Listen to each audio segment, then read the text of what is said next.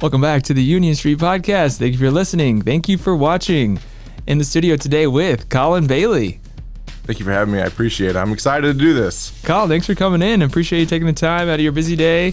Coming in, talk. We're going to talk news. We're going to talk your background. I got a cool story I like to say. You know, a lot of things in the past that brought me to where I'm at today. So I feel like I'm an open book. Feel free to ask me whatever you want. Yeah, so I love, first of all, the White Sox Bulls gear. Shout out to Chicago. Yeah. I grew up north in the Chicago suburbs in a smaller suburb called Winfield, which is right next to the Naperville area, if you're familiar with there. I'm a diehard White Sox fan, so no, it's not just for the fashion. I'm representing my team, and then the Bulls are my team, and so have to represent home all the time. So I got to bring it. And I also have a pair of Jordans on too to put the whole outfit together. So heck yeah, man, I love that. And my dad's from Chicago, big White Sox fans in my family, Bulls. So love that, man. It's a great culture, great, fan base, but it's good to have another Sox fan down here. That's funny you say that, because I don't run into many Sox fans down here. It's like, you're a White Sox fan. That's odd. But, I'm true to them. Whether they're good or they're bad, I still go to games and I still enjoy going. And the South Side, it's just a fun time always to go down to the South Side. And so, yeah, no, I have to represent down here because there's not many of us. Yeah. So let's go back. Let's paint a picture for our listeners. So in the Chicagoland area, how'd you get it started in news? Because that's how I know you, is through media, through news, social media, that kind of thing. We've connected before. Yeah. So how did you get started in that? What's that story? Can you let us in on that? Yeah. So I guess when I would go to school in the morning, the news would always be on, and so I'm not much of a big breakfast guy now, but my mom and I would eat breakfast and the news would be on. It'd always be on. Even when I go home now, the news is always on, so I can't escape it. So kind of just, watching that in the morning and not even thinking about it. I knew I wanted to go into something like this, whether it was sports or news. And so through high school, I played football. Went to college. I was lucky enough to play football in college and be part of that broadcasting team at Missouri Baptist University. Kind of just honed in my skills there. Got to do the sports at MoBap, and then my football career took a nice left turn. I got hurt, so they were nice enough to let me broadcast the football game. So I got that real-time live experience that a lot of people may not get unless they go to a bigger university. And so I just took it from, those, things that I learned, those experiences, and kind of just, okay, what do I want to do now? Is it sports? Do I want to go into the news? And in the back of my mind, I was like, I've always enjoyed the news. I've always loved knowing what's going on in the area, no matter if it was St. Louis, Chicago, or here now. It's just nice to, I feel like, know what's going on. And so I just started applying, honestly, all over the country. And I had a few job offers, one in West Virginia, the Dakotas, Kansas, Nebraska, and then KFVS 12 was my last stop I made. And so they flew me down here. They're nice enough to do that, and kind of just, toured everything, got to meet the people, and it felt like home. It felt like a real family environment where people, want you to grow and become better and not just stay where you're at. And so we receive a ton of feedback from whether it's our news directors or our anchors. And I appreciate that, because I feel like that's how you grow and get to, go from point A to point B and keep, expanding your skills. And so I would say that's how this kind of started, and it's kind of evolved from there. And, I didn't know how long I would be here, and I've been here for 3 years now. And I love this place. I didn't know anything about it. I had no family here, knew no one. So I came down here literally by myself, and turned out that I'm like, okay, this is home. The people are awesome here. Just, everything I've learned about this area, it's home for me, and I really appreciate it, and I've come to love this place more than I ever thought I would. That's awesome, man. So going back to your college era, so I know that injury in sports is like a common story, right? That's sort of, you hit the peak of college, and then that injury, it happens, right? Yeah. And that's a very common thing. And that could be hard to deal with, pushing the body to the limits and dealing with injury. But then pivoting into that broadcasting, you mentioned the live aspect, is there any stories from that time working with the football team when you sort of had that shift happen? Is there anything there that when you think back, is like, okay, well, I'm going momentum and heading this way now? Actually, yeah, it's kind of a funny story. So one game I walk in, I'd always become prepared. Friday nights before Saturday games, I would always, have my notes, put on whatever stats or whatnot. And one day our color commentator or our play-by-play guy goes, our color commentator is not going to be here. You're going to have to do this. Back in my head, I'm like, oh no. Usually I just, fill in and, explain a little here and there. So I actually had to, step up my role. And I think that was like, okay, I was prepared, I thought, but you really have to be prepared. And whether it's broadcasting or whatnot, you have to be prepared. And so that kind of opened my eyes a little more. It's like, okay, like it's time to like really take this serious if you want to do this for a career. And if not, it's like, okay, there's going to be someone who's going to take your job and, step over you, and then you're not going to get where you want to go. That really, opened my eyes that one day when I was like, okay, I felt like I was prepared and I wasn't. And I learned my lesson to always be prepared, and kind of just that led me to today to be prepared for a story. I feel like I have to know more than my interviewer or I'm not doing my job. And it's kind of, I shouldn't know their answers that are coming, but I should kind of have a gist of what's coming, based on the questions and the research that I did. Does that make sense? Yeah, totally. Preparation is a key to success. It really is. There's some platitudes, I'm sure. But yeah, preparation is really, really important. Whether it's in sports, any profession.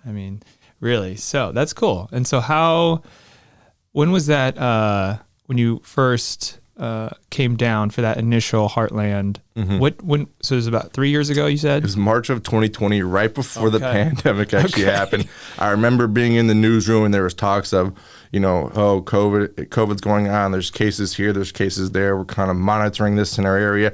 I remember those conversations before I even started. And it was, and then I came down here, I accepted the job, and I came down here, I think 2 or 3 weeks later.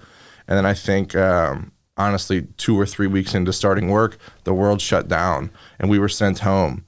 So I got kind of thrown into the fire to go learn, because I wasn't going into the office because there was no one there. So it's like, okay, I have to learn on the fly and pick this up like this. And sometimes that can be hard, but I think I learned a lot those first 4 weeks about myself and what this industry is really like, and, how different it is than most people see. It's like, okay, we just stand here and talk on TV, but it's not like that. It's a lot more. That's probably like not the easiest part of my job, but it's like the smallest part that someone would see. So yeah, right before the pandemic started, I moved here. So I really didn't get to experience anything down here at first, which kind of stunk. All the local fairs, all the local shops were closed, restaurants were closed, and I love that kind of stuff. And so I was kind of hurt to not be able to experience that at first, but things are open now. So now I can get out and explore a little more. Yeah, totally. Thank goodness. Right. And that was a crazy time, and being thrust into it kind of like you were at that live football event, then just, okay, 3 weeks here. Okay, now this is happening. You're going to be thrust into this.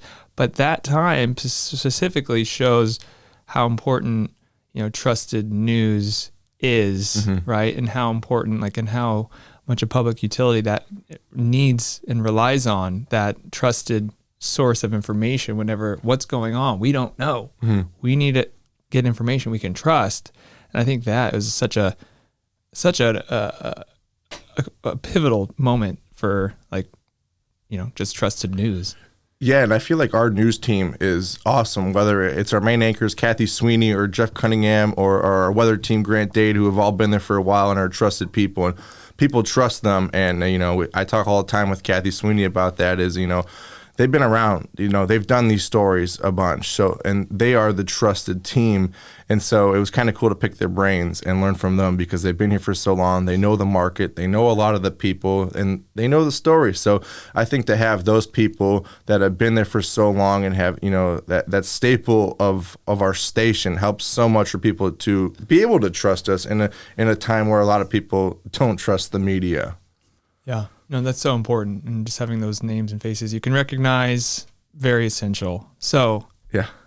And then have those mentors too, to also help bring you along and bring you into the fold and show you how it's done, give you the ropes. That's so important, having those mentors too. Yeah, 100%. And Kathy Sweeney and I have had, she's, I wouldn't say grilled me, but, that's the kind of criticism I like. But, I don't take it personal.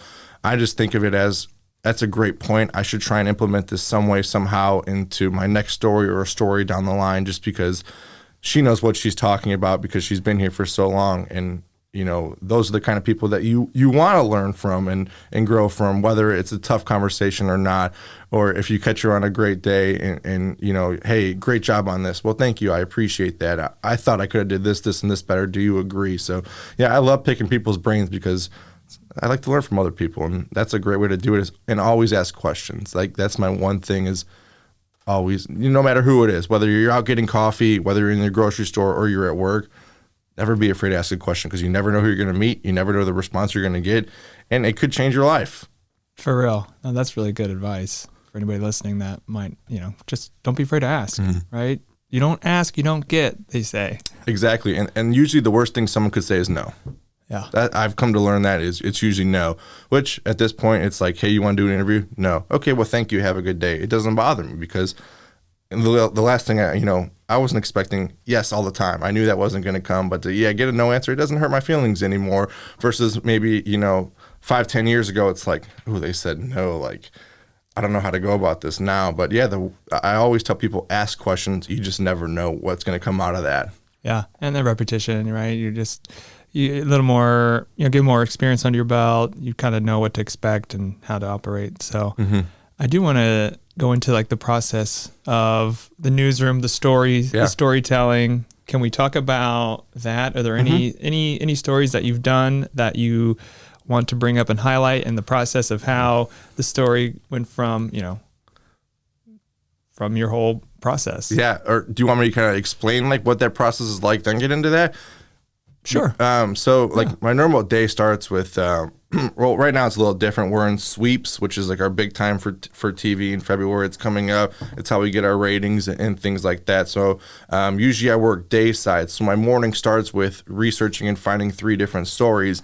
And so I send those in to our news director and our assistant news director, and they go, okay, Colin, go do this one. So I start making those phone calls and set up my story for the day. Okay, I want to do an interview at 11, my next one at 12:30. So I'll go by myself, set up my camera, shoot my interview, ask the questions, go on to the next one, do the same thing. I usually come back into our office. I work out of the bureau over here in Heron, right next to the airport, log our interviews, and then, write a whole story about it. And a lot of people, just like I was saying earlier, think that, hey, you just show up on TV and talk. Well, no, this whole, backside of what goes on during the day is most of my day, honestly. So, you put that story together, then I have to, do a voice track and make sure everything looks nice and pretty to put on TV and edit it, and then send it out, and then write a whole web story about it. But a specific story that sticks out to me, I got to think about this one. Yeah. I don't know. Sure. I've covered so many stories down here in my almost 3 years. Oh my goodness. A good story that sticks out. Can't think of one off the top of my head right now. No, we can come back to that as well. Let me think about that. Yeah. So maybe a little bit more into the research part of the news storytelling. So how does that work? Are you searching the web? Are you you mentioned calling? Are you how does the research part go? Yeah, sometimes we'll get a press release from from the state or someone local here in the county or a city or just someone in general. So that always has information in it. So I look through that. I obviously use Google, which is something amazing that, we are lucky to have now, and, just, Google different articles if something's out there, and also just calling people and talking with them, whether they're involved in it or if they know someone that's involved in it or whatnot. That always helps then you try and just, form all that, and it's like, okay, I got to have my questions ready for this. I know what's going on now. I've, read the press release. I've done my homework online. I've called the people I needed to. I feel like I'm ready to go into this. And, sometimes if you just show up and you just talk to them, sometimes that conversation's better than, having your questions written out. But sometimes it's the other way, depending on what topic it is. You need those questions written out to be like, okay, I have to stick to my topic. I'm going to stay focused on this because this is the story versus what this headline says sometimes, because sometimes the lead's buried in the story. Sure. Now, so you're interviewing a lot of different people from different walks of life, different avenues. Are there different characteristics that you think make a good interviewer, or how do you go about, just your interview process? Are there characteristics that you think that help? Are there things you're listening for? Yeah, I would say be yourself, honestly, because you don't want to replicate someone else. You want to be you, and you want to be unique to yourself. And I feel like that's why we're all human. We're unique. Characteristic wise, just listen, honestly, because sometimes you'll pick up on a word that's like, okay, I didn't realize they just said that. It happens to me all the time when I go back and listen to my interviews. I'm like, in real time, I didn't realize they said that. And honestly, yeah, and then asking questions, asking follow-up questions, why was it this? What's going on with this? What happened with here and why? Because you'll get the happen part, but it's like, why did this happen? And just, asking those follow-up questions and listening, I think, are the two keys to really, I wouldn't call myself a great interviewer, but I've grown, I feel like, from when I started. But those two things really help, I think, a lot, is just asking those follow-up questions and really listening to what they're saying and, kind of just, sometimes forgetting about what you wrote down. Because sometimes it takes a left turn and it's like, okay, this is a different story than I thought I really originally had. Yeah, I think that's good. I think that's true. And just being, sometimes the story might guide you, right? Mm-hmm. Where is the story going, right? But maybe just having, like you mentioned, preparation, but not being open to that, flexibility maybe might be good. Yeah, I had to learn that. I'm a flexible person, yes, but like, I feel like us as humans, we like it to go the way that we want it to go always, and that doesn't always happen. We have a plan. Yeah. This is what I want. Yeah. Doesn't always go to plan. Never. So sometimes you just have to be real flexible and, okay, change it right away. Or, it's the same things when breaking news happens. You're working on one story, then all of a sudden, boom, you have to cut that off and you have to go, to a fire, or unfortunately you have to go cover, a shooting incident that happened and those are tough, but you have to be able to be flexible and pivot right away to go and kind of not forget about what just happened, but, keep your mind locked in on what's happening now. And that's the exciting part about news, right? Yeah. Is that like you don't know what's coming. Another big story might just be coming down the pipe and boom, you have to act in that moment. Yeah, I mean, sad to bring up, but I think it was 2-3 weeks ago on a Friday. I wasn't expecting it. We had an incident in Williamson County where there was a sad murder-suicide that took place, and kind of just, mentally preparing to go into something like that and go talk about that and talk with officials about that. And I had to pivot right away. I got a phone call. It's like, hey, you have to be here right now. This is what's happening. And so mentally I wasn't ready for something like that to happen because it was Friday morning. You're not thinking about something like that, but that's, the world of the news is you have to pivot and go right away no matter what's happening. Yeah, that's a very challenging, heartbreaking story. Yeah. Oh, those are not fun to cover. No. I mean, that really did, just devastated the whole community, really. Mm-hmm. And everybody, it's a small community here. Yeah. I think we should mention that. And so many people know each other. Like, oh, my cousin's friend, or, stuff like that. And it seemed like there were so many people affected by that, whether it's a friend or, go to church or, I mean, it really did. It's so sad. It's terrible. And I feel bad for their young kids. And it's hard to cover stuff like that. It's hard for anyone to talk about that kind of stuff. It just is. It's never fun to go to those kind of scenes and talk about that stuff. Yeah. And that's another big thing, like just keeping the humanity, right, of the stories, like, and the people you're covering, right, and not trying to, just keeping that in mind, I'm sure, right, is probably helpful. And how do you even approach that, like, with a sound mind, Yeah, it's tough. It really is. I like to say I'm mentally tough, but even then, it's like, this is still, you're human. Yeah, it's eating at me. I still have feelings. Yeah, you just see me, on camera, but I'm human. I have those feelings. Like, it hurts my soul to cover those things. It breaks my heart to see those things and read about those things, no matter if it's here or elsewhere. It's just, like you said, we're human, and it just eats at us sometimes. And that's just the important service that you're doing and covering that, because people needed.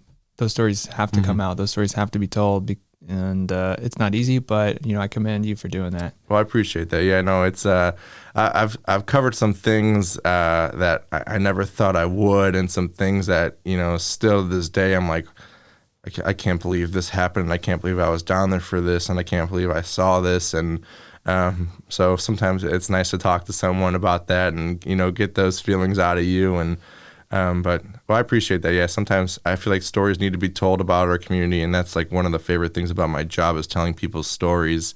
Good, bad, ugly. The community just needs to know what's going on. For sure. Yeah. And it's so important. And you did mention, stories now might not have been the same they were 10 years ago. Mm-hmm. There's like trends that happen in our culture, in our country or state. The advent of technology has changed a lot of that. You mentioned Google as a tool now. Twitter is a big news thing, I'm sure. So there has been, changes from like when we were mentioning before the podcast, it's a snow day, right? There's like a couple inches is the third day of snow. You were mentioning when we were growing up, that would never happen, right? No, I'm going to school still. I have to bring my winter hat, my gloves, my boots, snow pants, and snow coat, and I'm going outside for recess to go play in the snow. Now it's, we're on our third day. I will say the side roads and back roads are not in the best shape right now, so a little dangerous. But yeah, the third day of these kids being off of school, and I was like, man, things have changed a lot. Yeah, so that's just an example, right? Yeah. Like of how things change and stories change. Things happen like that. I think, is there, are there any trends in news that you either it's technology or, some of these stories like were unimaginable, like maybe when we were a younger age. Are there any trends or any aspects of the change in news from maybe that time when you were watching the news always on? Some things are obviously the same, but is there a change there? I would say like the flip side of that is like, honestly, like using a phone. Like it's crazy. Like yesterday I shot my whole story off my phone, honestly. I didn't pull out my camera. I didn't pull out a microphone. I literally just, I talked to people, chipping away at ice and cleaning up properties. Well, it was cold out. I didn't feel like bringing out a camera, setting up a tripod and doing all that. So I just pulled out my phone, and it's a little itty bitty thing, but the quality is awesome. And I think that's crazy how like things have changed, because I've had people come up to me and be like, you're not lugging out a big camera? And I'm like, no, I'm not, because the quality on here is amazing, and it's easier and it's smaller to hold, and it's not as heavy to hold. So it's kind of cool to see how, our iPhones or your Androids, people, shoot stories off of them. People shoot a lot of content off of them. I think that's changed. But the way the news is, I feel like, it's kind of like a staple to have, obviously, your sports, weather, and news in there. Local news first, unless it's a huge national story. And I feel like that probably won't change. Yeah. But, a lot of thing is the young people. The young people aren't watching the news. How do we pull them in? So it's a lot of, the digital side of things, things on Facebook, things on Twitter, posting things for people to look at. So that's definitely changed a lot, because you mentioned a lot of people get their news off Twitter and Facebook, and sometimes those aren't the best sometimes, but sometimes they're great. So it's kind of cool. It's kind of cool to see how like things have evolved like that, where people, get their news in different places besides just turning on the TV or, turning on the app to be like, okay, I'm going to sit down and watch this for 30 minutes because we all want everything right now. It's true. Yeah. In the 24-hour news, right? That, you're right though. The iPhone, I mean, that is such a transformative technology to be able to just hit record right there, have something in your pocket, not have to have this like, big camera. Yeah. And being able to share it like almost immediately. There's a lot of immediacy there. And people can just upload it. Boom, there it is. It's crazy, to be honest. Yeah. I remember when I had a flip phone, to be honest. I'm not even that old. I'm 25, I turned 26. And I remember having a flip phone, the Blackberries. I remember all that. Oh, yeah. The OG, the original iPhones, and now we got like 10 cameras on phones. Yeah, no, I remember. It's crazy. But yeah, I remember all that transformation. Yeah. And it's kind of cool to see where we've come from a flip phone to an iPhone to be able to do things like that, where you can just boom, upload this right now, or if you shoot a reel or a TikTok, to upload that right now and be able, like, okay, if you're doing like traveling content, like it's kind of cool. Okay, I just finished my trip. Here's my vlog. Boom, it's up. People can see what I did and where I went, and oh, that's cool. I want to go here now. And I've seen so many videos like that on Instagram. It's like, it looks like a fun trip because they shot everything off their iPhone. Why not? It's at your fingertips. Sure. Yeah, no, that's cool. So I think that's probably the main thing I would think of. Yeah. As far as like filmmaking background, all that stuff. Used to have to have a huge Hollywood studio backing, a project to, just have the video cameras, lenses, all that lighting. But yeah, it's become more accessible. So I got a question for you. So I know you're into the media scene as well. How do you think, things have changed in the media scene from cameras to technology to uploading things on social media and social media itself? Yeah, well, I think just the advent of the internet and social platforms have changed, the world. Really our whole thing now is changed for the better, for the worse. That's a catch-22. Because you can share information immediately. Things are being brought to light that weren't before. I think that's good. But then you also have a lot of misinformation out there. Anybody can be a journalist, a photographer, a filmmaker, if they have a phone and they put it out and that's it. I don't buy that. I think you need the training, you need the ethics, you need the background, the history. I think all that is what makes professional. But anybody can have a Twitter account and tweet anything these days, and I think that's pretty dangerous. And I think especially for young kids, you mentioned like getting younger people into the news and information. I think they can get lost in crap, just lost in nonsense, whether it's a forum or an account or people just chatting online. I think that can be pretty dangerous. So I think that we have to be really careful with that, because with that power, there's great consequences. Yeah. Yeah. I was, I think Facebook, I think I had a Facebook account when I was like 13 or 14, maybe around then. That seems about right. And now I feel like, the younger generation's hopping on younger and younger and younger. And then you see these people on, whether it's Instagram, it's like, I want to be like this person. You change your whole life just to be like this one single person, which that's why, like I said, we're all human, we're all unique. It's, okay to be yourself and be goofy and be funny and be silly. That's the fun part about being a human and being unique and not following in someone else's path and doing exactly what they're doing. Yeah. Particularly with Instagram too. It's like not real life, and kids probably can't make that distinction of what's real, what's not. They just don't know how to do that. Oh, a picture isn't, really what's all going on. That's not, it's a curation. It's not like, reality. I mean, maybe it's a glimpse of a moment, but, it's pretty curated. And I think that too, like with people's self-happiness, and kids are comparing themselves to more people online.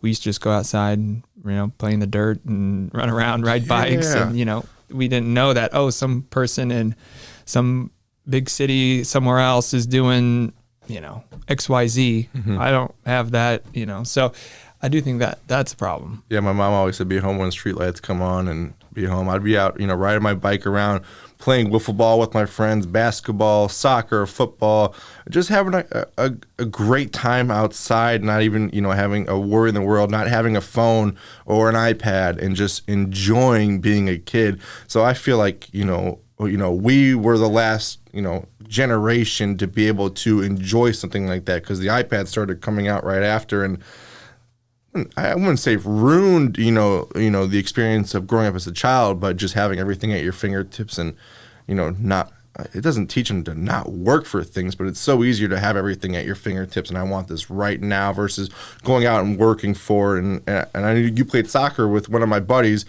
Well, you couldn't just show up and play soccer. You had to go to practice. You had, conditioning. That's all soccer is running pretty much. You couldn't just show up and go do that. You had to work to be in shape to go do that. And I feel like that's kind of a lost art in everything now, whether that's sports, whether that's, music or whatnot. I feel like that's such a lost art right now. Yeah. It takes a lot of building up foundation to get to anything, like you mentioned. And, the overnight, nothing happens really overnight. It takes like a long time for things to get you where you need to go, and people might see the end product, but they don't really show the failures, the mistakes, the downfalls, the banging your head against the wall, Yeah. And that's how you got to that point of greatness. Is all those trials and tribulations that no one saw sometimes. And it's like, okay, thank you for appreciating my work. Sometimes we wish you saw what happened to get to this point. And, that's, like I said, literally everything, sports, news, art, music. People, have to fail to get to where they're at, or else they're not going to learn, how to get there. They're not going to learn, that criticism side of things. And, failure could be really important to you growing and learning and pulling something new out of that for, taking it for your future. Yeah, I totally believe that for sure. Now, I do want to pivot a little bit and ask, at its best, what is journalism? What is news at its best? What does it serve? What is the ideal of, whether it's broadcast, any type of journalism, any type of news? That's a great question. That's a really good question, because broadcast at its best, I feel like just informing the public about what's going on and telling their stories, because we're local news. We're not national news outlet. We're not a major news. We are a major news outlet, don't get me wrong, but we're not on the stage of some of the other larger networks that people tune into at night or throughout the day. And I think, keeping, journalism local in these kind of markets is so important, and that's how you keep people watching. And the consistency of having those same people in those same positions, like I mentioned, like our anchors and our weather team.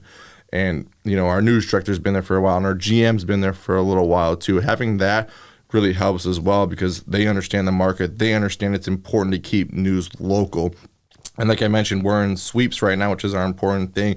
We're really trying to hone in a little more local content in our 9 or 10 o'clock news, because we know people care about that a little more. It's like, okay, I can relate to this because this story happened in Missouri, or this story happened here in Southern Illinois or Western Kentucky.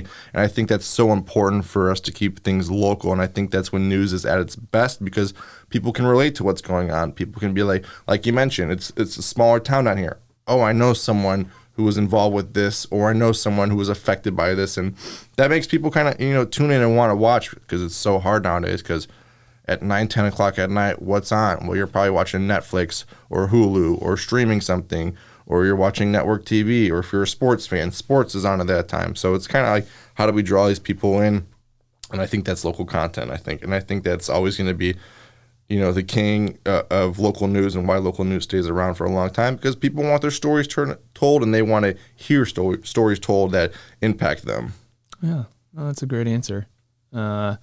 Yeah, that local, like you mentioned, someone, I know that's connected to this. I want to watch them on the news. And that does build rapport with the community too, that, you care that, these stories are getting out, and just sharing that information, you said too. I think that's just, a trusted source, right? Yeah. People are going to come to us because they trust us, because they know that these people, are going to tell exactly what's happened.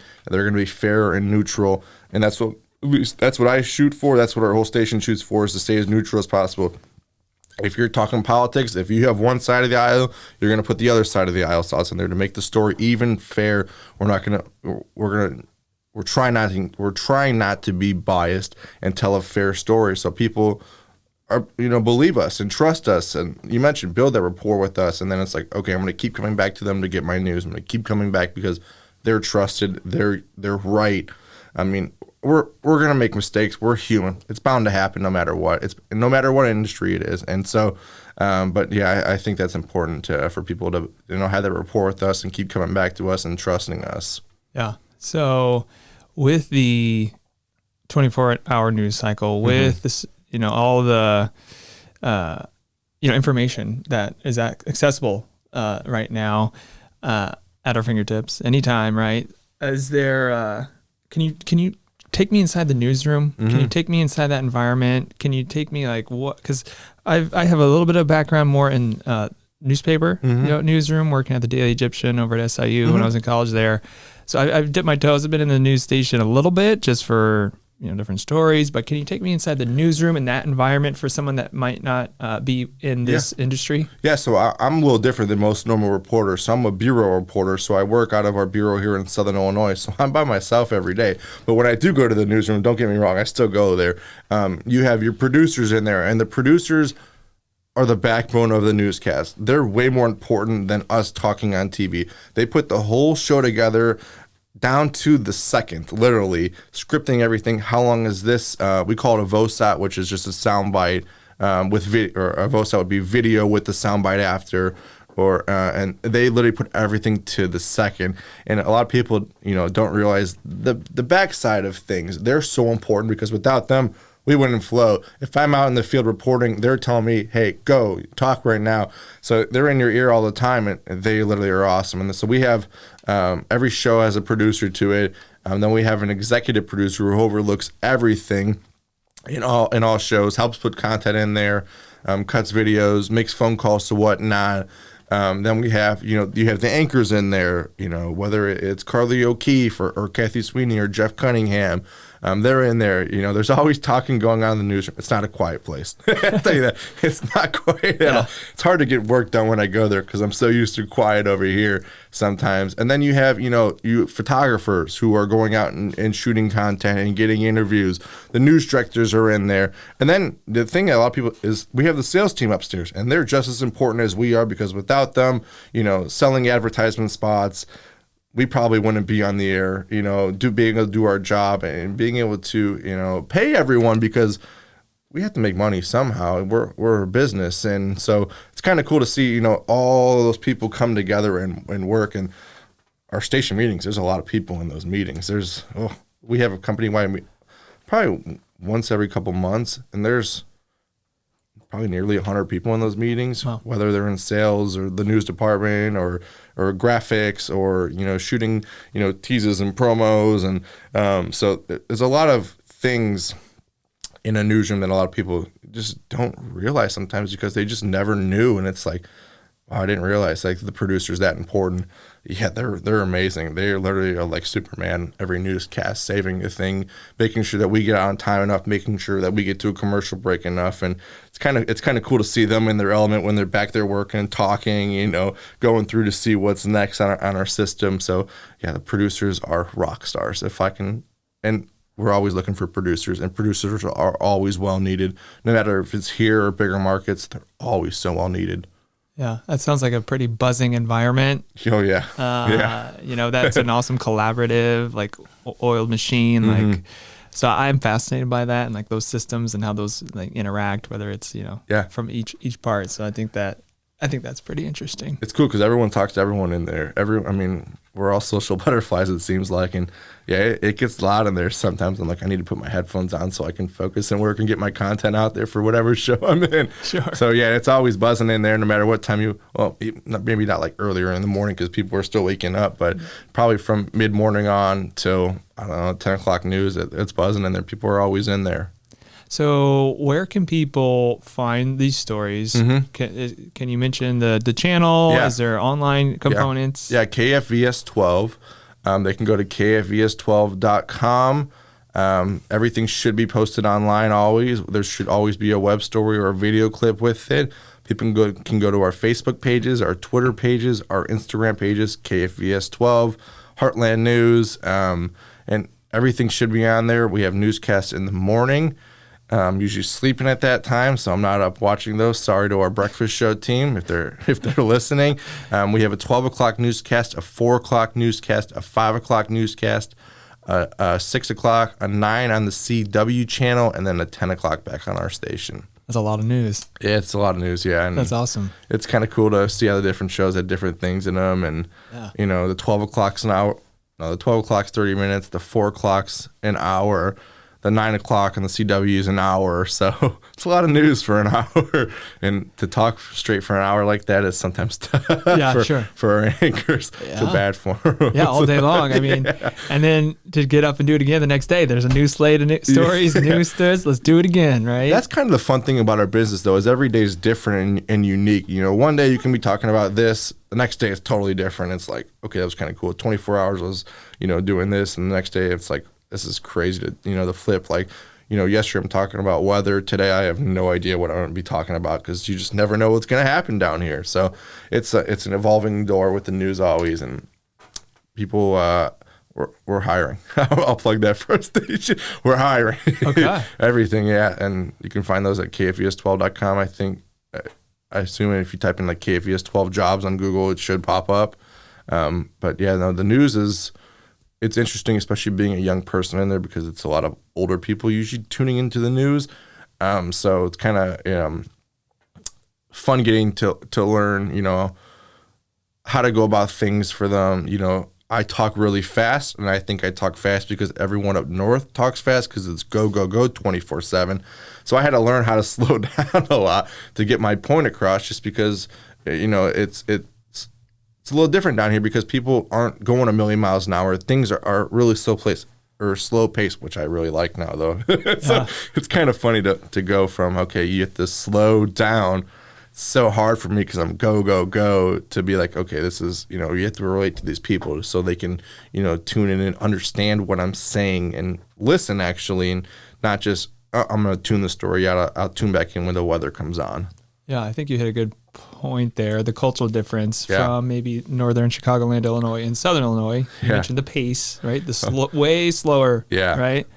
And so when you first came, was there a culture shock? What was that, transition like for you? I had some funny stories. I remember, so I used to live south of Carbondale, across from Giant City Elementary out there, and it to me that's super country out there because you get a little more further south, you're in Giant City State Park, which is an awesome place to hike if you've never been there.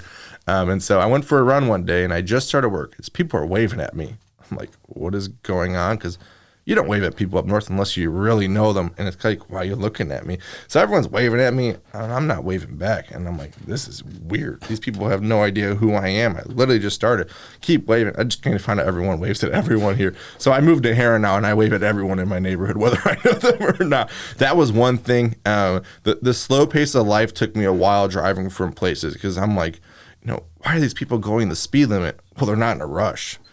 And now I'm like, yeah, I'll get there when I get there. I'm not in a rush. I'm going to leave early enough while I get there. I'm going to go the speed limit. There's no need to be flying down, whether it's 13, which is like the Autobahn now. It's just so that's kind of funny. And just the manners that people have down here are amazing. Everyone says, excuse me. And I'm like, this is weird. I took my mom to Sam's Club one time when she came down. Every person that almost ran into us, excuse me, I'm sorry. My mom goes, this is a lot different than up north because people just like, not ram into your car, but they're like, pretty much get out of my way. And so it's nice to see people have real manners, and the hospitality is real here. And it's kind of the start of that Southern hospitality. And I love that because I didn't grow up like that. I didn't get to grow up with, people having real manners and stuff like that. So it's kind of cool to actually see that come into fruition and to talk to people and they're respectful actually, instead of just, you having no filter and letting it fly sometimes. So, those are my things. And, it's just, it's beautiful down here. This is by far the most beautiful part of Illinois. Chicago's always going to be home. That's beautiful, but in a different aspect of things. To come down here and see the rolling hills and get out in the forest and see, these beautiful rocks and bluffs. And, my favorite place is Panther's Den. When you go hiking down in there, there's a beautiful, bluish clear creek that you cross over. And it's like, if I needed to, I could drink this water. It's amazing to see that. I wish more people would get out and hike, though. I do wish that. Yeah. I mean, I've talked to so many people that are like, I didn't even realize half this stuff's down here, and I grew up here. And it's just like, well, I'm lucky enough to be able to go out and go hiking. And it's a little cold right now, but I think in the last probably month, I've gone hiking maybe 3 out of the last 4 weekends. That's awesome. Hiking in the winter is the best. I'm not going to share my secrets about hiking, but there's no bugs. I'm really scared of snakes. The snakes are away, and all the leaves are off the tree, so you can see all the rock formations and stuff like that. Yeah, it's a little cold, but once you start moving, you'll warm up. Some of the locals told me that is the best way, or the best time to go hiking. I don't want poison ivy, to be honest. I don't want to go out there when it's a million degrees down here in the summer. It's so hot down here. So the winter, I picked up on hiking a bunch, and I mean, I love going in the fall and the spring too, because in the fall you get the change of leaves. In the spring you get all the beautiful wildflowers and things blooming. But the winter has become my favorite time to go hiking. Yeah, you hit a couple good points there. the country wave, right? Like people waving at you while you're running or driving down the country road. Like, hey, that's a thing. It really is. And a big difference, It's like, why are these people waving at me? Yeah. That's just a funny thing. And then the winter is the best time to hike. You said it, the bugs, no snakes, less humidity. So, and that's probably our greatest natural resource here is the Shawnee Forest, and the two rivers and the land between there, the natural bluffs and the forest. That was what I would say if there was like a untapped potential. You said even locals don't even know all what's that has to offer. Yeah. And so I think that has a lot of potential for, people to come in and enjoy and experience, really I think the best feature of this region. Yeah. People are like, where's Panther's Den? And I'm like, do you know where Blue Sky Vineyard is? They're like, yeah. I'm like, okay, take the road right after that. Just go left. It's this little, itty bitty parking lot. Park there. It says it's a loop. I haven't figured that one out yet. I've been out there quite a few times. So it's a down and back, but it's like, I didn't realize that was there. And a lot of people just don't. And I've Googled places to hike, and that is not the first place to come up, but that is my favorite place. Where are your top 3 places to go hiking? Mine are Little Grand Canyon. I just did that one 2 weeks ago. It was awesome. Beautiful overlook view. You got the Muddy River running right by. It's got to be like maybe number 1. And obviously Garden of the Gods is hard to beat. That's unbelievable. Kind of like the iconic imagery of the region, really, is that, and Camel Rock.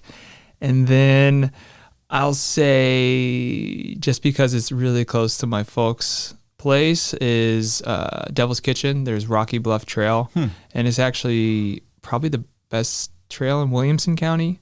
It's sort of by Grassy Lake, Devil's Kitchen. That's kind of unexplored area there. A lot of people don't know about, but it's. I've never been there. I've heard of it, never been there. I think I know where the parking lot is. Well, it's like right off of Grassy. Is that Grassy Road? Yeah, Grassy Road. I think there's a little sign that says you need your vehicle decal on the back. Exactly. Never been back there, though. Yeah. You turn left, you go down, and there's a little picnic area with the lake you can look at. But if you just keep going, it's just right there on the left. And it's a good little, it's nothing like Little Grand Canyon or Garden of the Gods. Is expansive, but it's just a nice little trail, pretty quiet and peaceful. So those would be my top 3. Yeah, Little Grand Canyon. I went down first into the canyon, and then kind of wrapped around and came back up. And when I came back up, I was sucking wind. That was tough. I know that coming back out of there, it's steep. Yeah, you don't realize how steep it is until you climb it. I was like, I've been here once before. It was a while ago, but I don't remember it being this hard. Get out there, I'm like, oh my goodness, like, am I that out of shape right now? That's what I was thinking to myself. And I was like, there's elevation. A lot of elevation. Yeah, you don't realize that until you're just walking up all the peaks and valleys. No, those are some sweet places. I love the forest down here. The wineries are awesome. It's kind of cool because, it's like we have wineries down here because how do they survive in the winter? But it's a specific kind of grape that grows here. And then you get a lot of, there's a bunch of them. There's one for everyone. They're all unique, cool. They all grow a specific wine that they're known for, which is kind of cool to hop on the wine trail and just pop around to the different ones. And I love doing that in the spring, in the summer. That's like more my vibe. And that time, besides, when it's 1,000,000 degrees out, I don't want to go hiking. Yeah. Yeah, sure. Can we talk about food? Can we talk about restaurants? We talked a little bit before. Yeah. But, I want your perspective on the food here, your favorite places. Yeah. We have the capital of barbecue of Illinois, right? So can we talk about some of the food spots that definitely come to your mind? Big food guy over here. I'm a big guy, as you can tell. 17th Street's awesome. I mean, if you're looking for barbecue, both locations are good in Marion and Murfreesboro.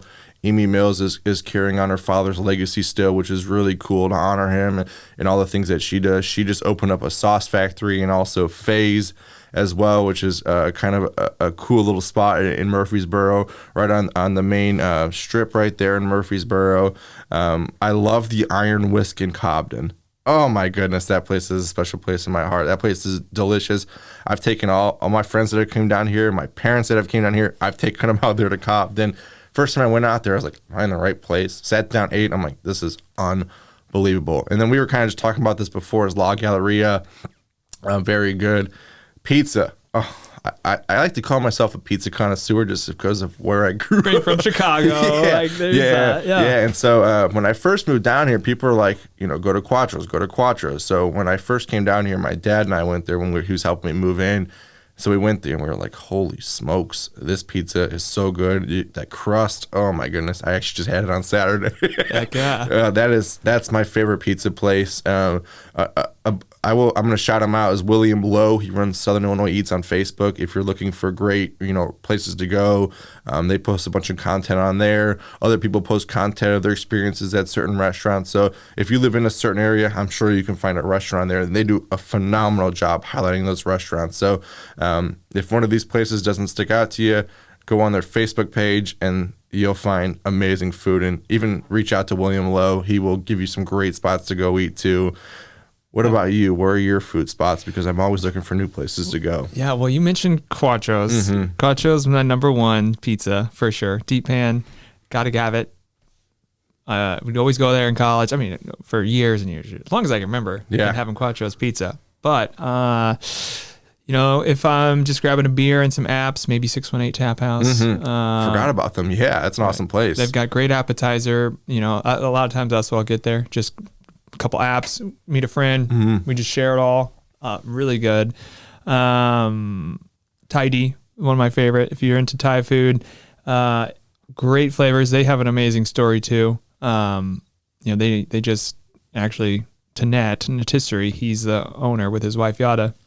And he just won an Emmy for a documentary film that he was the executive producer of with National Geographic. Amazing story. So, cool. They have the Emmys in the restaurant now. That's cool. So you got to check it out. Just to see the Emmys too. Mm-hmm. I mean, it's an amazing story, and then to watch the films too, I'd recommend. There used to be a couple places in Carbondale that would be my burger joint that I would go to. It was Fat Patty's and S&B Burger Joint. That was one was on the Strip. One was in the mall, but sadly, both of those places they've closed, and so that breaks my heart. So I don't know. I'm still debating where to get a burger. The Turn in Marion's pretty good for that. You should come to my kitchen. I'll fire up the grill for you. You a great burger. I just made some on Sunday. Nice. They were delicious. Yeah, that'd be awesome. Be happy to do that, man. Watch some sports. That'd be great. Yeah. No, it's hard. The Underground in Carbondale, they have their restaurant's really cool in general. So right. How they bring it all. They try to bring in a bunch of local, things. But last time I went there, I had a burger. It was delicious. I totally forgot. That slipped my mind too. Yeah, because sometimes I forget because they're in the corner right there, and usually I'm driving past or going elsewhere. And yeah, they have some very good food. You know what? You're so right. I think that would have to be my choice for burger, actually, now that you say that, because I've had a couple times there. If I'm going to like an SIU basketball game or something, try to hit a restaurant before. Really good burger. Where's your breakfast spot down here? Oh man, there's a few great ones, right? I mean, gosh, Harbaugh's is hard to beat for me. I get the skillet, fantastic. Although growing up, it was always Mary Lou's. Iconic place, though. Yeah, exactly. Those two are probably if I had to pick, both in Carbondale. Probably those. Yeah. I got, like I mentioned, the Iron Whiskey is my go-to breakfast spot. It's a little of a drive I live in Heron, so it's a little of a drive, but it's well worth the drive. But Mary Lou's is delicious. Iconic. My uncle came to school down here, and he even used to go there. So it's kind of cool to see that they're still thriving and going, and Mary Lou's a character herself. Yeah, great biscuits and gravy. You get the skinny legs or something with the eggs, the bacon, the biscuits. Yeah, fantastic. Yeah, there's a lot of good restaurants down here, and sometimes you go to a bigger city and you get a lot of those chains, and those are great. Don't get me wrong. But it's kind of cool to go to a mom and pop restaurant all the time. And there's a ton of them down here, whether you live here in Marion, Carbondale, Heron, Murfreesboro, or even, south of here. There's a bunch of great local restaurants that I think everyone should support, because, they rely on everyone coming in. They're not relying on the big corporation to fund them. So it's always important to support local, I think, restaurants, shops, art, no matter what it is. And I know you guys have an art show coming up, and I saw it was like 3 months, I think, if I did my math right. Yeah, thanks. May 6th. Yep. Yeah. Yep. Saturday before Mother's Day. Thanks for mentioning that. Yeah. No problem. Yeah. No, I saw that and I was like, yeah, that's awesome stuff, because people should come and support, all these, talented people that are down here, and spend their money here versus, going on Amazon or whatnot. And it's important. It's so important to support local because that helps our economy in general down here. Exactly. Yeah. Whether it's local food, local news, local businesses, just that local support, the local economy, we really rely on each other. We need each other, specifically in a small community like that too. Like you said, maybe there's not these outside huge corporate, influx of funds coming into the area. So really trying to keep it local it's so important. So how has it been, growing up here and seeing from what Marion, was to what it is now? Like I've been down here for 3 years, and to see the whole west side of that area getting developed in that property. And we have an Olive Garden coming. I know that's been hyped up for like years and years. People have been telling me. Yeah. But to see that and see all these, local or not local restaurants, but all these new restaurants coming in, new businesses coming in, and just the city itself growing. What's that like to be able to see, from where you grew up to now where it is, and even like looking forward to the future? Yeah, well, that's a good question. I mean, I remember when I was a kid, it was a huge deal that there was a McDonald's there, and like they had a play place, and that was the thing. And there was like nothing else there. There might've been a gas station or something, but it was just like the McDonald's. And, there was a few more things added over time. And then there was a second McDonald's that Marion got, and that was like a game changer. It was like, oh my gosh, we hit 2 McDonald's in one town. Yeah. That was like mind blowing. And that was probably like, that wasn't even that long ago. That might've been like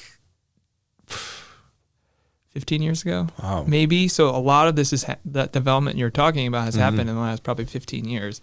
So it's been kind of crazy to see, even in the last 5 to 10 years, even, just a lot of you mentioned like, so Interstate 57 runs right through this town.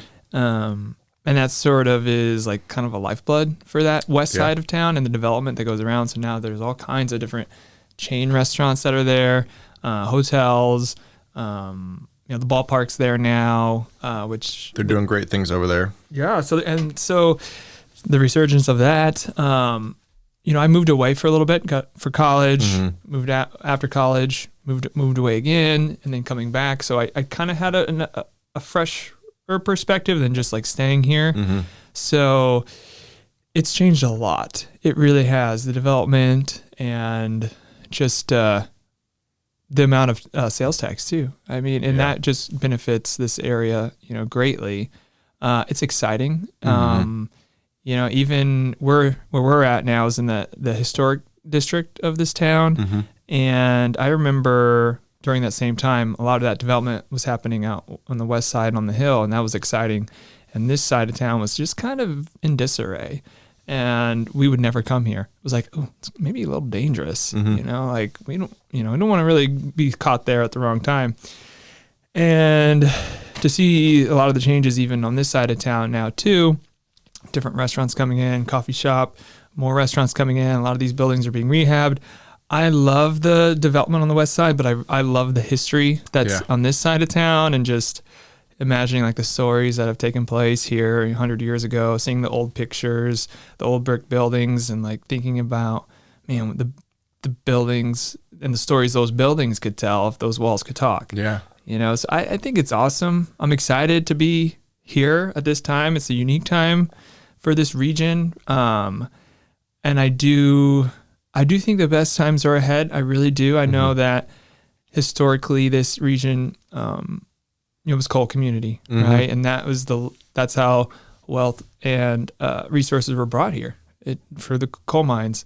And, a lot of those have been downsized or shuttered or all of that. And that's had a huge economic impact on the region. And so I do know that's a great challenge as well, as far as like jobs and, but I know there's a shift in focus of, to more of like transit and manufacturing. Specifically, I know, with 57 as being like 24, Route 57 or I-57, Interstate 24, 64, Interstate 64, kind of all being in a central location. I know that this area is very centrally located, and I think that's sort of will hopefully provide jobs with this new FedEx facility that's being built, other manufacturers that are coming in. Yeah. So There's a meat processing plant going just to the east here in Marion. We have Walker's Bluff Casino that it was hiring around 400 people last time I talked to him. Then you mentioned that huge FedEx facility right here down the road. That place is massive, and that's going to, bring in a lot more jobs. And then plus, you go a little farther south, you got, the port in Cairo. That's also, when that does get finished, going to bring in more jobs and a huge financial impact because of that river traffic on the Ohio, Mississippi rivers. And so I think I haven't been down here that long, but to see, or to hear what people were saying and to see where things are at right now, it feels like this area is on, the upward swing of things and kind of making that bounce back from, the hit it took from those coal mines closing and shutting down and that industry just getting smaller.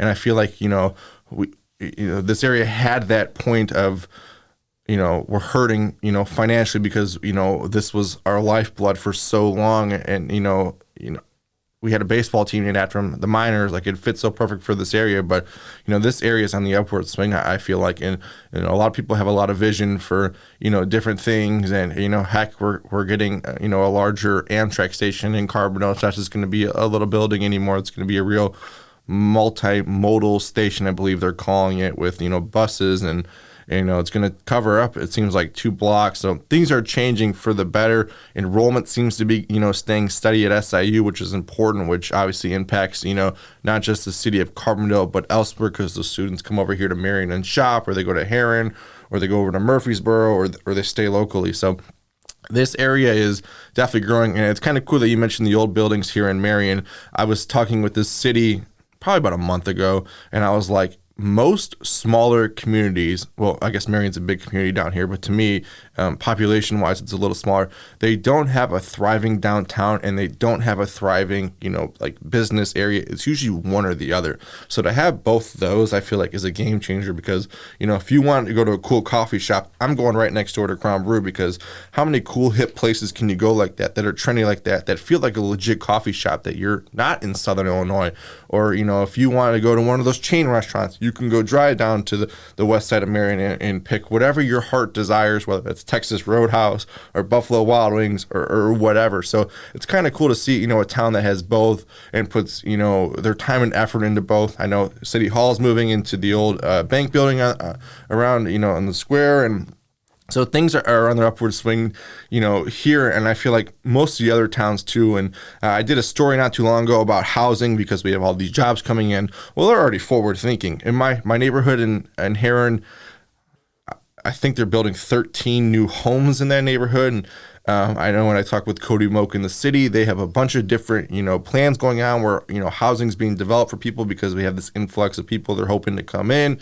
And so, yeah, things are growing here in the right direction, which is important for the future of this place. And I know that's their vision, is to grow it for the future and continue to grow it for the future. But I wish we had a Chipotle or Qdoba, but I'm just going to leave it at that. Put it on the wish list. Maybe Chick-fil-A in there. Yeah, that'd be awesome. Yeah, and I know we have one in the student center at SIU, but a standalone one would be awesome. I think it'd go over pretty good. Yeah, or Raising Cane's. Oh my goodness. Right. I have an idea for, if that happens, to have like a, how Dave Portnoy will have the pizza reviews. Yeah. Have the chicken basket review. Oh, you should. Right? Yeah. Like go around. Who's got the chicken basket? But because there's a bunch of those too. But ton. Bojangles. Yeah, delicious. Exactly. It's funny. I watch Dave Portnoy's pizza reviews like every night. He's good. Yeah, and I just love. It's entertaining. And I love seeing the different kind of pizza he eats from all over. Whether he's in California or Florida or on the East Coast, it's cool to see how they make their pizza different than here or wherever you grew up from. It's kind of cool to see that. And I know we're lucky down here. There's a lot of good pizza for a smaller area, and a lot of people I feel like aren't like that. I grew up in St. Louis. All my St. Louis people, they say they have good pizza. Sorry. And then Quattros. Oh yeah, I'd put Quattros up. Quattros is honestly like some of my favorite pizza I've ever had, which says a lot. I feel like it's always consistent. It always tastes the same. That crust is what does it for me. I'll never forget. I was in San Francisco once on a vacation, and I was at Alcatraz, the prison island there, and one of the guards, or the person letting you in, was like, "Where are you from?" "Oh, around Carbondale, Illinois." And he goes, home of Quattro's Pizza, deep pan pizza. Wow. Holy smokes. Yeah. You're thousands of miles away, and look, that iconic place. I don't know the jingle, but I know the jingle was iconic too. Yes, exactly. Yeah, 5495326. That's cool. That's super cool. So it does have that, like, luster. I mean, it really does. But I would want to mention something you touched on. Yeah. As far as, people coming in, this area is on the come up, right? I think that is definitely true. I totally agree. And I think one thing that a lot of the leadership here is really focused on is putting on visitor glasses, seeing this place through a visitor's eye. Because from my understanding, the majority of the sales tax comes from non-residents. It comes from people just traveling, passing through. And so that is a huge, huge resource for this area. And, how can we tap into more of the visitor? Because, people are bringing in outside, like you mentioned, maybe there's not that huge corporate influx, but maybe just people coming through, we can tap into that more. And I do think that you mentioned Crown Brew across the street, that feels like, somewhere you could be some cool hip neighborhood in any major city, and people would want to come and get that feeling. So I think there's been a push for that. I think there's more, hopefully, that's going to come from that. But I think that is a huge benefit for the mindset of like, we've done it this way for this long. You hear people say that. But, thinking about the future and how can, bringing people in more, how can you do that? And I think Marion's done a great job of that. Yeah. As far as just, what does it look like if somebody wasn't here their whole life? And also, the airport here, that right now they have a survey for you to go vote on which proposal of an airline you would like. There's 3 options. You can go online to their website. I don't know off the top of my head, but if you type in Veterans Airport of Southern Illinois, that should pop up, and you can choose whatever proposal you'd want. 2 of the options have flights to Chicago, which is obviously a major international airport where you can get anywhere in the world.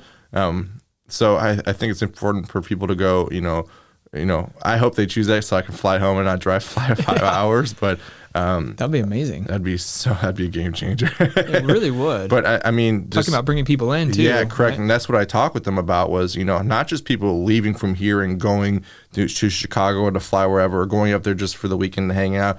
But the flip side of things, like you mentioned, is people coming here. And like you mentioned, we have the beautiful Shawnee National Forest that is a hidden gem, definitely. It's pretty easy to get around. You have the wineries, you have, these local restaurants, you have real Southern hospitality where people are going to treat you with respect, actually. And so I think if something happens like that, people are going to be like, oh, I don't have to sit in a car for 5 hours. I can take the 40 minutes to an hour flight or whatever it be, get a rental car and go hiking. Or if it's the summer, I can go out to Lake of Egypt or whatnot. So I think people can go, voice their opinion on things like that. Maybe that side of things will also trickle down into, the economy as well, because more people are visiting here. That money stays here because, when you're traveling down 57, if you're coming north heading south, your next big town, or it would be Mount Vernon, then here in Marion. Well, then if you're going further south, if you take 55, you'd have to go into Missouri, I think, for the next big town. If you're going, 24, you have to go to Paducah, which is 50 minutes here. So there's not much in between. So I think this area is like perfectly centrally located where those people are like, okay, it's an hour to the next big city, regardless of which way I'm going.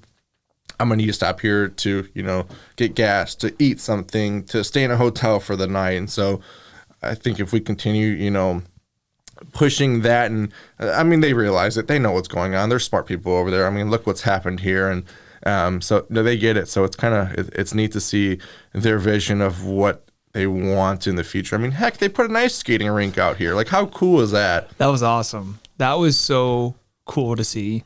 Like, so I've been downtown for the past, going on right at the start of 2020. So going on 3 years, and just to see some of the nightlife and the family, like, gathering that's happened just through the ice rink, just seeing people having fun, making memories, like that really matters.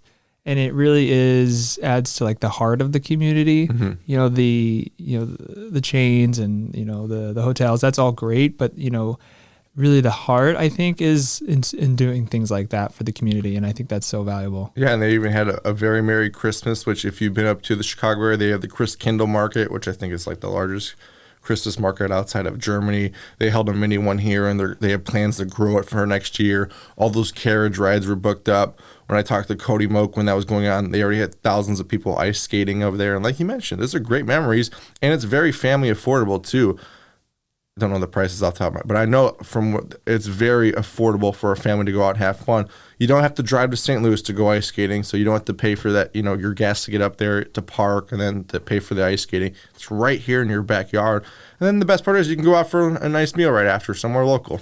Yeah, and hopefully more on the square too, because I know they have more plans there too. So it's not. Yeah, there's still multi steps in the whole phase of the revitalization of Tower Square here. Yeah, there's Seasonings is coming. There's a place called Little Nashville that I don't know when it's expected to open, but it seems like an awesome, intimate kind of a little concert venue, kind of a Nashville style place, a place you'd go in Nashville. You don't have to drive down there. City Hall's moving over. Then in the Goodall building, there's those apartments going upstairs. There's a bakery.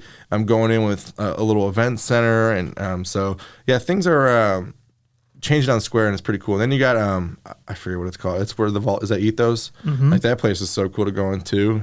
There's a bunch of creative stuff happening there all the time. So yeah, very forward thinking about what's gonna this is the heart and soul of our downtown or our city. This is the heartbeat of that. How can we change this to make it viable for the future? And they're doing that. Even like City Hall, for example, like. People would walk in, the front door, but sometimes they'd have to go all the way down and out and around to, pay a bill. Well, now that's not going to have to happen when they move. They're going to be able to do that right in one spot. And so to make things more accessible for people, they're thinking about that here. And parking too. People are like, oh, it stinks parking around that area. I mean, yeah, there's a limited amount of spots, but there's so many spots, 2 blocks away. And there's so many lots for you to come down here and eat, whether you want to go, get some pizza right over here or go to Crown Brew or walk around or whatnot. So yeah, they're very forward thinking here, and it's nice to see that they have a plan and a vision for what's to come. Yeah, that's exciting, and more to come. Yeah, right? A lot more to come. Yeah, there's some things that I can't share. Sorry. Yeah, that's okay. Stay tuned. Yeah. Be looking out for the content though. Yeah, those are ready to be announced. Yeah, I don't know if I'll announce it, but yeah, there's going to be some cool things happening, especially on the west side of the city. I'll leave it at that. Yeah. Ooh. Yeah. Awesome. So I do want to go back to news. Yeah. One more question for that. How do you stay objective? You mentioned that earlier between like giving both sides, staying in the middle. Is there something that you can rely on? Like this is, how we're going to stay objective and just, this is the news. Just being fair and telling both sides of the story. There's always 2, even sometimes 3 sides to a story. And if you tell one side of the story, you didn't do that story justice, I feel like. So if you tell both sides of the story and you're split right down the middle, which is how we should be, we shouldn't be objecting our opinions into my piece or in your pieces on the news, which I don't think I do that. I try not to because I'm here to tell the story. So if you keep your opinion out of things and just stick it to the facts of both sides, I think that's important because I feel like nowadays, obviously it's important to share your opinion and voice your opinion. And your opinion's valid no matter what it is. But we have to tell the other side of the story too, no matter what it is, whether you like it or not. So I think it's so important to, throw your opinion out and just stick, okay, these are my facts. This is important to share. This is what people are going to care, whether they don't care about one side or they don't care about the other side. And it's important to ride that fine line. And plus, I feel like that's something we try and hammer away at our news, at our station, is to stay fair. So if I'm covering Governor J.B. Pritzker coming down and, he's saying this is going to happen, or I guess, whatever's happening, I'm going to go to the other side of things and ask them, what are your thoughts on this? What do you think about this? And so we have, the one side of the aisle, then we get the other side of the aisle so we can hear, both of what they're saying and try and put a fair, honest piece together. Does that make sense? Does that answer that question? Yeah, it does. It's important to keep your opinion out of things, I feel like, in the news, unless it's an opinionated piece like a food review or, something like that.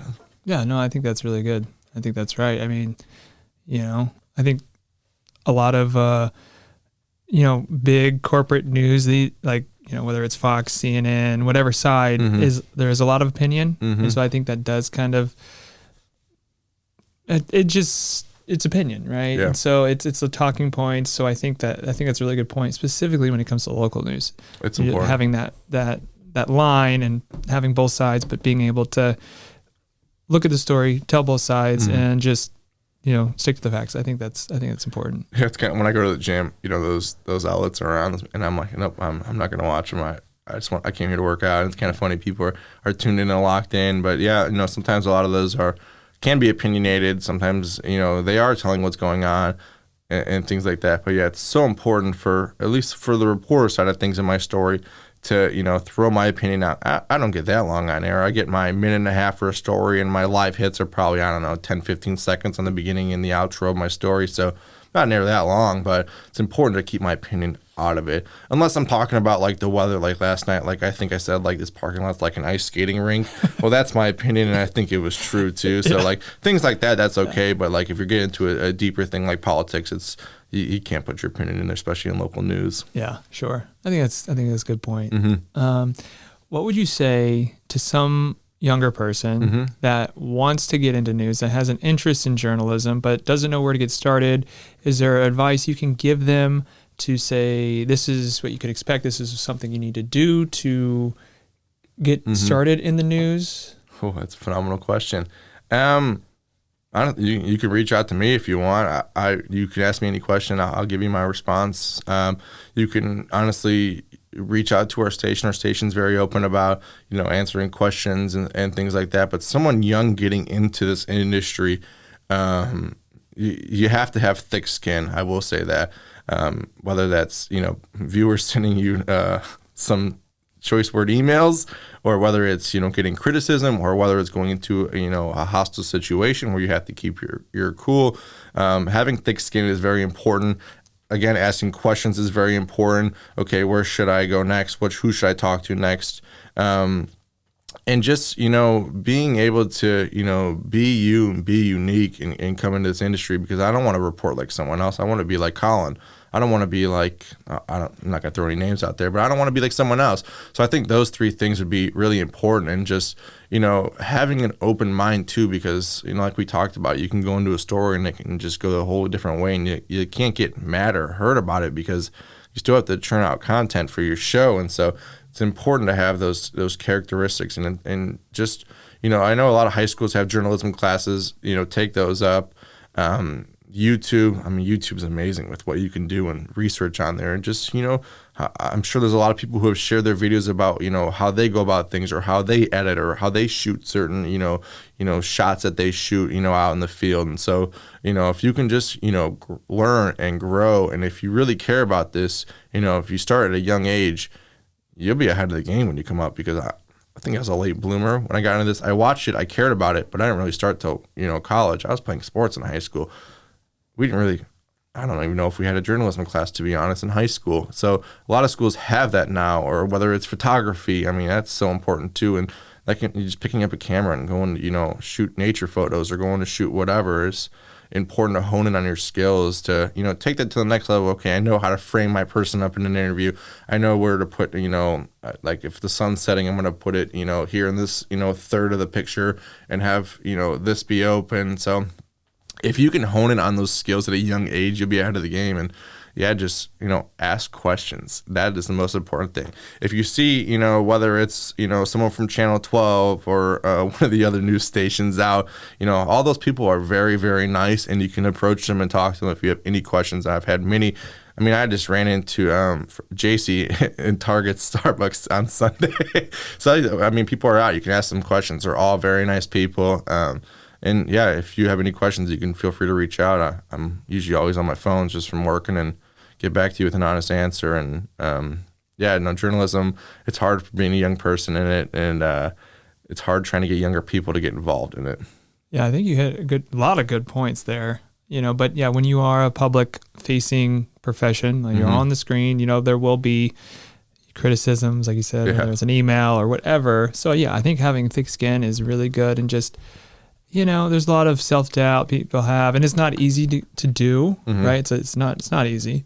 So just keep trying, get the failure out of the way. And you said it, all that stuff, asking questions, practicing, all that. It's important to have all those skills. And I mean, like I said, you'll be ahead of the game once you get, a little older and you're ready for it. And yeah, it's important and journalism is super important, I think, no matter where you're at, whether you're in a large city like St. Louis, Chicago, LA, New York, or you're here locally in the Heartland. It's important no matter what. People want their stories told, people want to hear those stories told, and people want to know what's going on, whether that's weather, news, or sports. Yeah, that's great. Yeah, that's a very important resource for our community. And, again, just commend you for doing it. I appreciate that. Is there... I'm gonna give you one more opportunity to mention a story. Is there anything that through this whole thing that has come to your mind, or anything like that you want to share? Yeah. Does it have to be like happy story? Or can it be like a tough story? Okay. Any story. So obviously our region was very affected by the Mayfield tornadoes that happened. It feels like it was yesterday, but it was over a year ago. And just to go down in that community and see what that community's been through and hear those stories. And I remember I did an interview with this lady. In the middle of the interview, she just started bawling her eyes out just of all the devastation that happened. And I just stopped the interview. I was like, this isn't even important right now. Like, you need a hug. Like, this is more important. This is what you need just because of what you've gone through.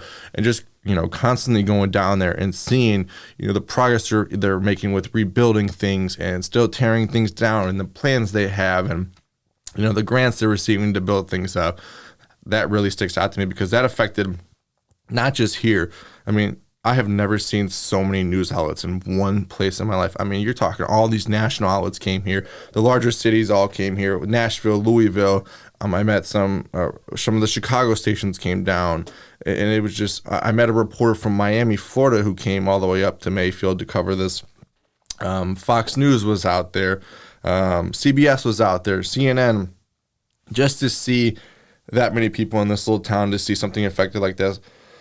It was heartbreaking. I mean, I don't know if you've ever been to Mayfield, Kentucky, but if you have, as you're heading downtown, you come over a hill, and as you come over the hill, you can just see where that path of destruction was. And I've never seen anything like that. And it was so heartbreaking to go down there and talk to those people. And those are such resilient, amazing people down that way. And they'll be back. They're tough people down there, and they're very resilient. And just that story sticks out the most to me, just because of I just never have seen anything like that in my life. Never been in a situation like that in my life. And it broke my heart to go in there and talk to those people and see what they went through. And but the brighter days are ahead down there. They have great plans, and their leadership's great. And what the state of Kentucky's done to help them has been phenomenal too. And it's just, they'll be back. It's going to take a while, and to see like those old buildings down there, like their courthouse was beautiful, super cool, unique old courthouses, which I think those are really cool down in this area. And to see that destroyed and the buildings around that destroyed, and then the heartbreaking candle factory, it broke my heart. It really did to go down there and talk to those people and see what they went through, firsthand, because people can watch it on TV and see, but once you're actually down in there, it's like, this is so sad, heartbreaking. I can't believe that a natural disaster can do something like this and is that powerful. That's the one thing that sticks out to me. I've done a lot of other amazing stories. I'm not saying that those ones aren't important either. They all are, but that sticks out to me the most just because of what happened and just the attention it got from not just here locally, but all over the country. So when you're in that moment with interviewing someone that has gone through that sort of devastation and being surrounded by that, and they break down, and how do you get through that? You just stick to it? How do you respond to that? I've been through a lot personally that I can't relate to him on that level of losing everything, but I can relate to him on the heartbreak and sadness of things like that. So my job at that point, I feel like it's thrown out the window for that 2-3 minutes that they need to vent to someone and talk to them, and just sit there and listen to what they have to say, because sometimes, talking to a family member or a friend doesn't do it. They need to talk to someone who doesn't fully know them. And I was that person in that instance. All I did was just stop, listen, and just gave this lady a hug, because that's what she needed. Because I don't want to go into detail with what happened with that, but it just, just throw my reporter hat off and just be human at that point and be like, look, we all have feelings. I get it. I know you need a hug. It's probably the least I can do for you to, have that warmth. It's tough. It really is. And then like mentally, like, a lot of people, they just see us, yeah, we're down there, but like I'm kind of traumatized from like what a storm can do now, just by seeing that. And just like, I had to vent to people to like talk about what I saw and, get that off my chest. And sometimes like I still like think about that. Like I can't believe that happened so close here to home. We were forecasting that was going to happen for days. And to see the forecast be, right like that, and even more powerful than it was predicted, it's scary stuff. And yeah, just throw your reporter hat off at that point and just be, a human. And, those people, they need to talk, they need a vent, they need a hug. That's what they need in that time. They don't need to be asked a million questions with a microphone, shoved in their face. It was nice enough that they talked to me about whatnot, but at that point, that hug's more important than anything. Wow, that's a really awesome thing. Point of view and to do in that moment. So that shows a lot of humanity and just that's half our job sometimes. Yeah. I feel like, because it's whether you're going to a crime scene or a fire, and if you're going to a fire, if that property is completely destroyed, those people lost everything, and the last thing they want is a microphone put in their face. But sometimes that's what we have to do for work. So just, have that balance of, being a human and my job, and knowing the difference of when it's right to ask questions and when it's not, and when it's right to have a conversation and when it's right to interview them that's something I picked up on the fly, I think, just from doing this, line of work. It's important to have that, split, because we're human too. We have to go show up to these things.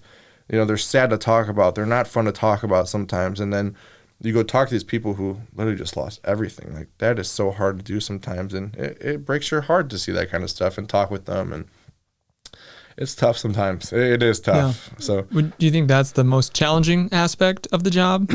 Yeah, probably, is showing up on things like that.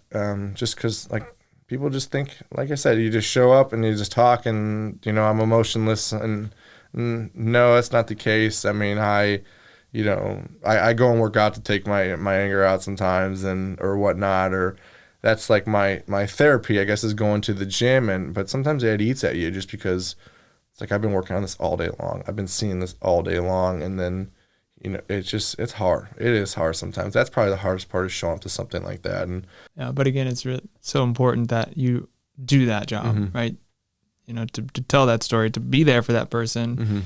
Even after you tell the story, or, like you said, give them a shoulder, if they need it. Right. So I think it's just extremely valuable. So, I'm glad you're doing it, and be there to do that. Yeah, I appreciate that. Because they need that. And, I never thought I'd be in this area. I didn't know nothing about Southern Illinois, and I've come, like I said, to love this place, and to meet awesome people like yourself, and just people I've met in the community have been awesome and treated me very well. And I'm happy I came down here and got to, I lived on my own in college. I lived with roommates and stuff like that, so I was away from my family, so I grew up like that. But this has made me, like, really become an adult and really grow up and really be like, okay, like, this is something new and unique to come down here and learn, and then go to work and then tell stories of people in an area that I didn't grow up in. So yeah, I've had to learn the whole, nature of this region and how people are down here. And so it's been an interesting 3 years. That's very good. Yeah, I'm glad to see you around. I see you around, see your stories, see you online. I appreciate that. I'm glad you're here. I'm glad you're doing it. It's great to have, people that aren't from here. I think that's a great thing, and they can add their own value, their own perspective and ideas. And, that I think it just makes us a much better place all around. Yeah, this is home for me now. And I was scared and nervous to come down here. And now, look, I love this place. I've gone hiking. I met great friends, great people. Yeah, no, I love it. And I'm close enough to my family where I can go home if I need to. 5 hour drive. It's not that bad, to be honest. It's a straight shot up 57 the whole way. It's not that bad. So if I need to go home or they want to come down and visit me, it's still an option versus being all the way across the country where you don't have that option. So a little luckier than some people. But yeah, no, Southern Illinois is home. And yeah, I really appreciate this place more than I thought I would just because I didn't know anything about it. Yeah, that's awesome. Well, is there anything that's next? Anything you want to mention that we haven't brought up today? Like what's next for myself? My contract's through March of 2024. Is that what you're asking? That's just, yeah, I mean, so 2024. Yeah. After that, my plans, I don't know if I'm ready to share those yet, but Sure. I do have a vision for myself. My ultimate goal is to get back home to that market. It's been a dream of mine since I've been a little kid to get up there and report on that. And I still follow what's going on in that area all the time. That's my end goal. I could say that. What's next for me? I'll just be cranking out content every day, Monday through Friday usually. And just, I'm always around. I try and, like, if I go somewhere, I try and post it on social media, whether it's hiking or whatnot, because people, again, just don't know. Sometimes it's like, wow, that's beautiful. Where's this at? Oh, it's Panther's Den. I'm going to go check that out. Or Little Grand Canyon, like, I'm going to go check that out. I mean, that place is magical. That place is beautiful. Yeah. Like, it just, so that's what's next, I think, for me. I got some time to think about where I want to go next. It'll be 4 years when I've been down here, and I've grown so much. I've definitely improved a lot from when I started to until now, and I still have a lot more room for improvement and to grow and become a better journalist. That's awesome. That was exciting. I wish you the best on that journey, cranking out content. Where can people find you online at the station? You can find me on Facebook at Colin Baillie KFVS. You can find me on Instagram at Colin Baillie TV. You can find me on Twitter at Colin KFVS. Feel free to reach out. I'll answer any questions. Like I said, I'm always on my phone, so kind of just the nature of the beast from being in work. So yeah, if you feel free to reach out, ask any questions. I'm usually, I like to say, I'm pretty good at getting back to people and giving them the response that maybe they want to hear, not hear. And I'm a straight shooter, so I'll tell you how it is usually. It's a good way to be. Yeah, that's how I've been. Cut the BS, get right to the heart of it, right? Sometimes, yeah. Sometimes people don't like to hear that, but it is what it is. You know what? That is what it is. You're right. Yeah, it's me, and that's who I am. So nice. Yeah. Keep doing it. I appreciate that. Thank you for having me on, too. Yeah, I appreciate it. Is there blast. Yeah, man, it's been fun. It's been a fun combo. Is there anything else you want to mention? Anything, any shout-outs, anything before we wrap up today? Shout out my mom, my dad, my sister. They're the best support team I've ever had in my life. Best parents, best sister. They are just amazing people. My sister and I have matching tattoos, so that's kind of cool. They're great to just go and talk to. You know, if I need to vent, they'll always answer my phone call. My family is the best, and I've been very lucky to have a great group of support. My friends have been amazing, whether they're here or Chicago or St. Louis, which is where I went to school, and they have been nothing but supportive and amazing of my journey. And just the people down here, whether I know who they are or not, have been so amazing to me and supported me the whole time. And obviously you're going to get some naysayers no matter where you go and what line of work you are, but everyone, I just appreciate them more than I can probably, say to people. And, this place has been amazing and really formed me into who I am, I think, just learning through everything. And so, if I could shout out anyone, be my friends, my family, and I think that's it. That's awesome. Yeah, that's great. That support system, man, could take you a long way. Mm-hmm. Yeah, it's been amazing. I mean, just to vent to people. I mean, sometimes you need that, or just to talk, or just pick up the phone, call my mom or my dad. And I mean, heck, my mom calls me on Wednesdays. She's coming home from the gym. I'm coming home from the gym. It's kind of funny how that works out. So yeah, but that's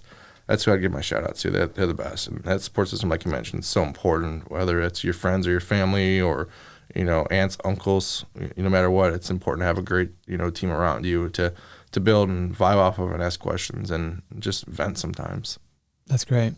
Well, Colin, it's been a pleasure, man. Yeah, thanks for having me on. I was looking forward to this, since, we kind of talked about this. I was like, I can't wait to go on here. I woke up this morning, didn't sleep much. I was so excited to come on here. That's why I drank this Red Bull during this. Yeah. So, got to stay awake. Yeah, this has been awesome. And keep doing great things here. You guys are doing great things here. Your guests have been cool. It's cool you're bringing a bunch of, unique people here locally. And get to share their stories and things like that. I think that's awesome to give people, hey, look, these people are from our community. It's cool to share their story and come to the art fair in 3 months. Thanks, Colin. Yeah, no problem. Appreciate that plug at the end. Yeah, awesome. Well, thank you, Colin, Baillie, for coming on the podcast today. Yeah, it was awesome. It's been good. Thank you for listening. Thank you for watching Union Street Podcast. Every Friday, noon Central. Be looking out. More episodes. Like Colin mentioned, we got the art fair coming, so just keep on social media. We got more announcements coming. Colin, any last words? Anything you want to share with the people out there? Yeah, let's go. Go White Sox, go Bulls. Yeah, and the Bears. Hopefully we do good. It's been hard being a Bears fan. I know, it's been hard. It's hard. Sox, Bulls, or Bears breaking my heart. But same here. Yeah, thanks for having me on again. I appreciate it. Thanks, Colin. And thanks again for watching. Subscribe to this channel. We got more content coming out. And yeah, just keep up with us on social media. And yeah, we'll see you in the next one.